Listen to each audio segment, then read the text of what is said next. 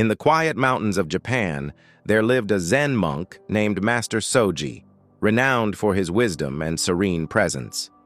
Many travelers climbed the steep path to his humble temple, seeking guidance on how to live a peaceful and fulfilling life. One morning, a young man named Kenji arrived, exhausted from the chaos of city life. "Master," he said, bowing deeply, "I feel lost. My days are filled with noise, distractions, and endless tasks, yet I accomplish nothing of meaning. How can I find clarity?" Master Soji smiled and gestured for Kenji to follow him. "Come, observe my morning routine. Perhaps you will find what you seek." 1. Waking before the sun. The master rose at 4:30 a.m., long before the first light touched the sky. Kenji, struggling to keep his eyes open, asked, "Why so early? Wouldn't extra sleep bring more energy?" The monk replied, "The world is still at this hour. No distractions, no demands. In silence, the mind is clearest. When you wake before the world stirs, you claim the day rather than letting it claim you." 2. Drinking water with gratitude. Next, Master Soji poured himself a cup of water and held it gently. He closed his eyes, took a deep breath, and whispered, "Thank you." Kenji frowned. "Why thank water? It's just water." The master chuckled. "Because gratitude turns ordinary things into blessings. When you start your day appreciating what you have, scarcity disappears and abundance appears." 3. Mindful breathing, Zazen meditation. They then sat in Zazen, seated meditation. Kenji fidgeted, his mind racing. "Master, my thoughts won't stop. How do you sit so still?" "The mind is like a restless monkey," the monk said. "Do not fight it. Simply watch your breath. Inhale, know you are alive. Exhale, let go of what no longer serves you. The stillness you seek is not the absence of thought, but the presence of awareness." 4. A simple, nourishing breakfast. After meditation, Master Soji prepared a modest meal: steamed rice, miso soup, and pickled vegetables. Kenji, used to hurried meals, asked, "Is this all you eat? Don't you crave more?" The monk smiled. "Eating is not just feeding the body, but nourishing the soul. When you eat slowly and with awareness, even the simplest food becomes a feast." 5. A walk in nature, Kinhin. Before the temple chores began, the master took a slow walk through the garden, feeling the earth beneath his feet. Kenji followed impatiently.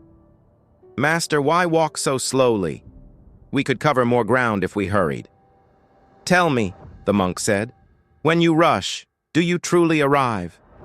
Walking is not just movement. It is an opportunity to be present. Every step is a chance to connect with life. 6. Writing a single intention. Back inside, Master Soji took out a small notebook and wrote one sentence. "Today, I will be fully present in all that I do." Kenji was puzzled. Just one intention? Shouldn't we plan our entire day?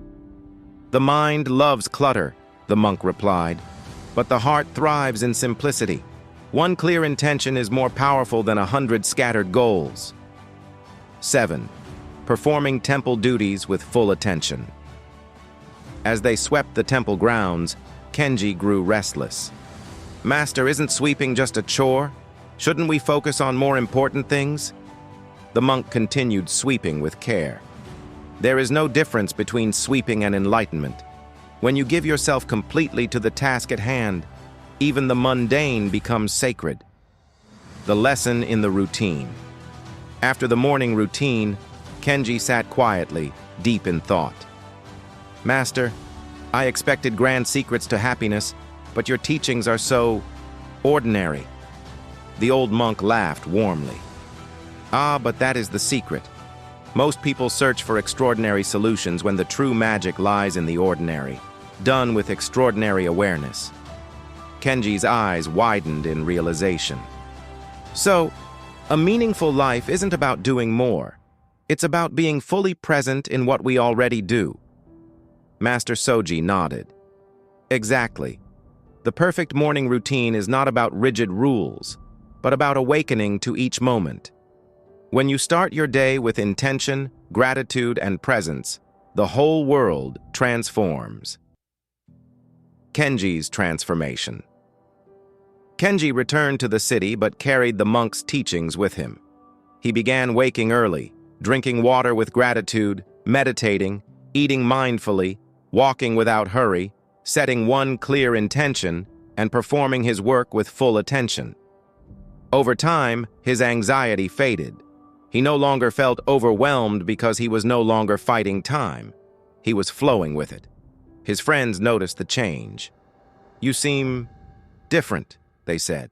"Calmer, happier." Kenji smiled. "I finally realized life isn't about chasing the next moment.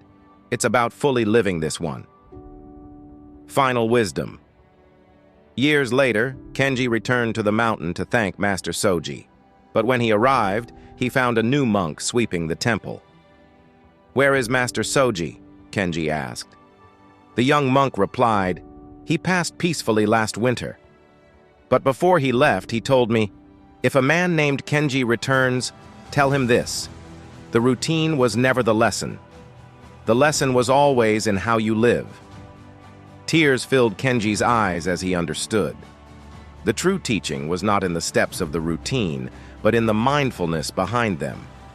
And so, he picked up a broom and began to sweep, slowly, gratefully, fully alive in the moment. By embracing these habits, you don't just change your mornings, you change your life.